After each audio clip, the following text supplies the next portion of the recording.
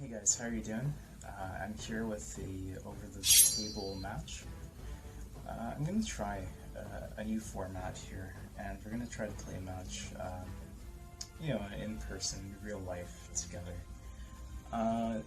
The lines from this match are from an online game I had. I'm going to keep the identity of the person anonymous, and we're gonna try this out and see how it turns out. So I'm going to be playing with the white pieces, and those are the pieces directly in front of me. And then I have these pieces are going to be the black ones. They're the ones directly in front of you. I'm playing with my gloss chess set, so you either get frosted or you get see-through. Okay. So I'm going to be playing the English opening, so my first move is going to be pawn to c4. He's going to respond with e6. I'm going to pawn to e6. I'm going to play pawn to e3. He's going to move his queen to h6, to f6. Queen to f6. I'm going to continue developing, so knight to c3. He's gonna play knight to h6. Interesting ideas here.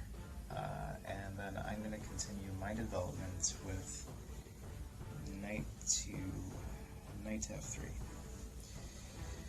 So what my intention is to push the center with my two knights and just make a central attack. I'm not sure what his knight on h6 is doing, but it could potentially help support the queen here, I guess. So let's see what happens.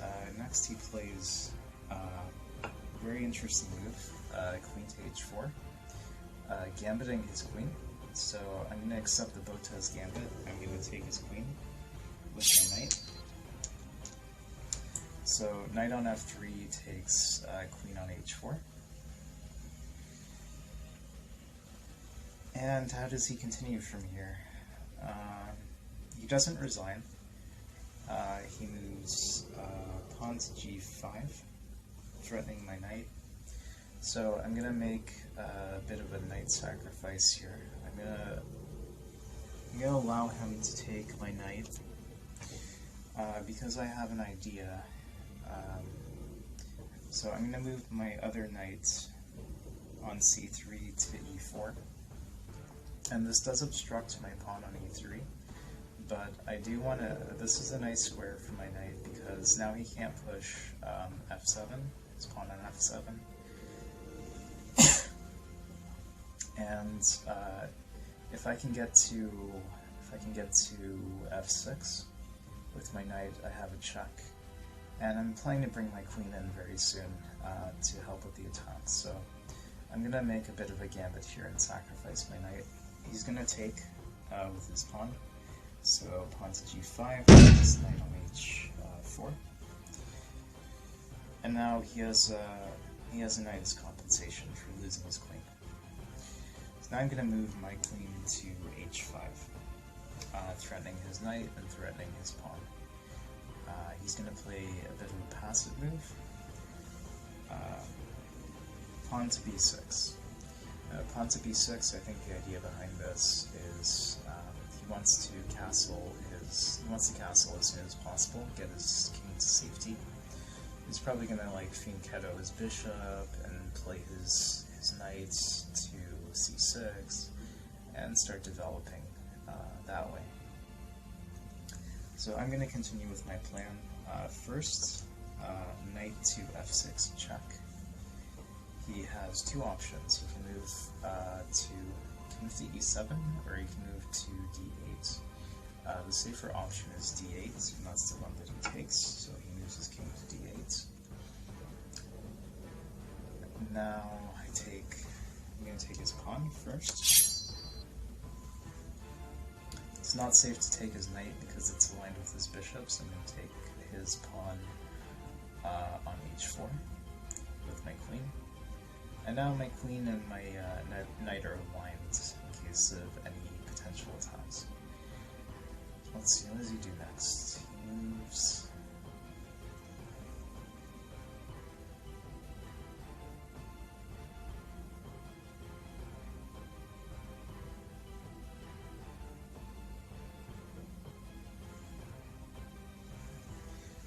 I think he moves the bishop next. Yeah, he moves the bishop next. Bishop to e7, because it's aligned with my knight and my queen. So if I were to move my knight, I would lose my queen. So that's okay. I still have a decent attack here that protects both pieces. So I'm going to move my queen to h6. So I get his knight. So far, I have, as compensation, I have a queen, I have a knight, and I have a pawn.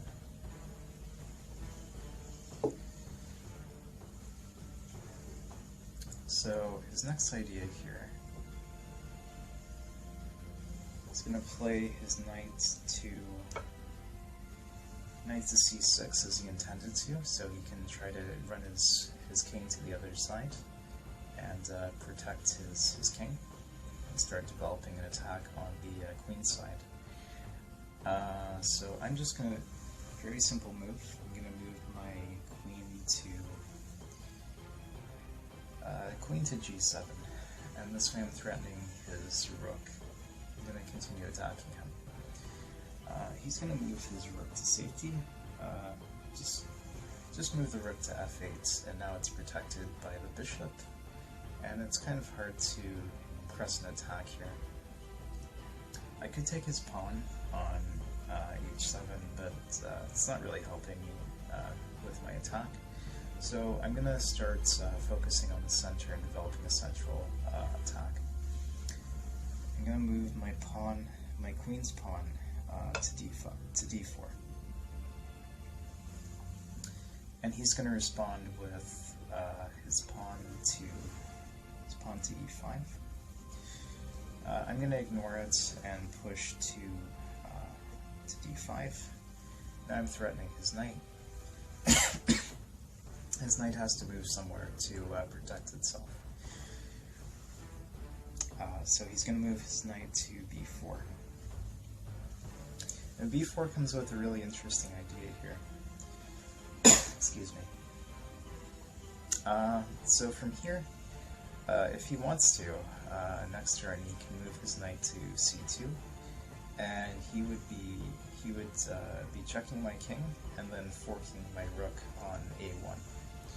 So there's a very simple way. There's two ways to defend this. You can move your rook to b1, or you can move your king to d1. I prefer to move my king to d1. This stops the check. But also, if he tries to move his knight to c2 now, I can just take his knight. So it completely cripples that idea. He has to come up with a new way of attacking me. So he's just going to take, with his bishop, he's going to take the knight on f6. So I'm down 2 knights in the attack.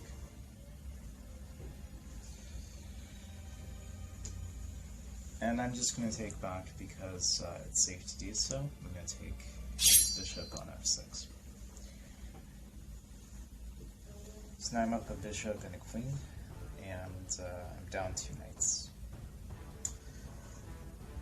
This comes with a check on the king, so the king has to move. The king only has one legal move, and no other piece can block it. So the king is going to have to move back to e8. And I'm going to continue. I'm going to continue my attack. I'm going to take his pawn on e5 with check. And again, the king only has one legal move. He's forced back to d8. So now what do I do? From here, it's my turn to move. I moved my pawn to, I think that's d6, yeah, d6. So he has very little options here. I think the best move is just to take my pawn, but he actually decides not to do that. Instead, he decides to move his rook. He moves his rook to e8, hoping, I think, to take my queen, but this is a really bad idea for him. This is a huge blunder, because now I can just take with my pawn. I can take... Sorry.